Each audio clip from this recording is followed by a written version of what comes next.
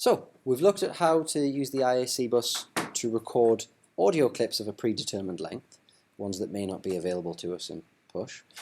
But let's look at it for a slightly different use of it. What we're going to do here is set up a MIDI clip that when we launch it, it's going to change the tempo of our session.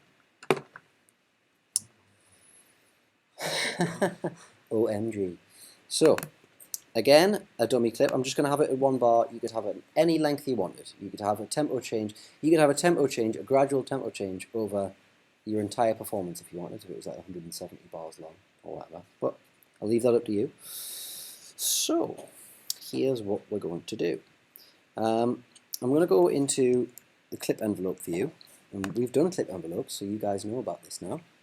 Press that little button, View Clip Envelopes, and make sure that the top chooser says MIDI Control, and then the bottom chooser should be any number which doesn't have anything already assigned to it. So there's a bunch of MIDI CCs that have got things already assigned to them, like modulation, breath, foot pedal, portamento, blah blah blah. Just foot polar, yeah. That one's later, further down the list. So just pick a number that doesn't have anything assigned to it and it just says controller. Okay, and then just put any breakpoint, any information in there whatsoever, because we're just going to use this for mapping, and then once we've mapped the MIDI CC number to the parameter, then we can fine-tune what's actually going on in here. So we just want anything at this point. Okay, so we've already done our setup, we don't need to do it again. This track is already sending data to the IAC driver, so we don't need to do that bit. We've already set up the IAC bus, it's already online. We've set up our settings on the link MIDI tab so that the IAC is available as a remote input to live and available as an output on our track choosers. Okay, so we've done that. What we want to do now is decide which parameter to use. So I said that I wanted it to change the tempo. So if I go into MIDI map mode, and tempo is one of the things that you can MIDI map, which is nice. I'm going to select it now and see if it works this way around. It might not. Come out of MIDI map mode and launch that clip. Then go back into MIDI map mode and see what's happening. Right, so it hasn't actually worked as I'd hoped because it depends on the order of operations. So what's actually happened is this CC number has been assigned to this clip slot. That's not what I want. So I'm just going to change the order in which I do things. I'm going to launch this clip, and then I'm going to go into MIDI map mode, and then it's happened again. So how am I going to get around this? I did get around it earlier.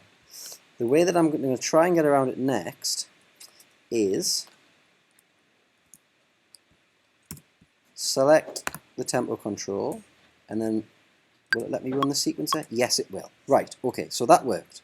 Okay, so what I did there that time, I'll repeat it so you see. I went into MIDI map mode, I selected the parameter, which is the tempo, and then I just hit spacebar to run the sequencer, and then it mapped CC30 to the tempo control. Okay, I'll come back to you guys once I've rounded this off. Okay, so what we've got now, if I come out of MIDI map mode, is this bit of data which is going to change the tempo. Now watch what's happening to the tempo here. That's not really usable. It's kind of snapping between two quite extreme values. So to make this usable, remember that we've got range controls in the MIDI mapping browser. So I'm going to set this to be the tempo that my track is at when I start my track, which let's say for argument's sake is 150 BPM. And then I want to either increase or decrease the tempo. I'm going to increase my tempo to 200 BPM. So now that they're the min and max values, if my breakpoints are at 0, that's going to be 150 BPM, and at 1, 2, 7, that's going to be 200 BPM, because I've set my min and max ranges. And I don't want it to be a loop, because I just want the tempo to happen once. I don't want it to keep going back to 150 and then 200 and then back to 150 and back to 200. I just want this to happen once. So I'll set this to 150. So my session's running. I'm doing my performance. there comes a point at which I want to change the tempo from 150 to 200 BPM, so I just launch that clip, and it happens. And now the tempo is at 200.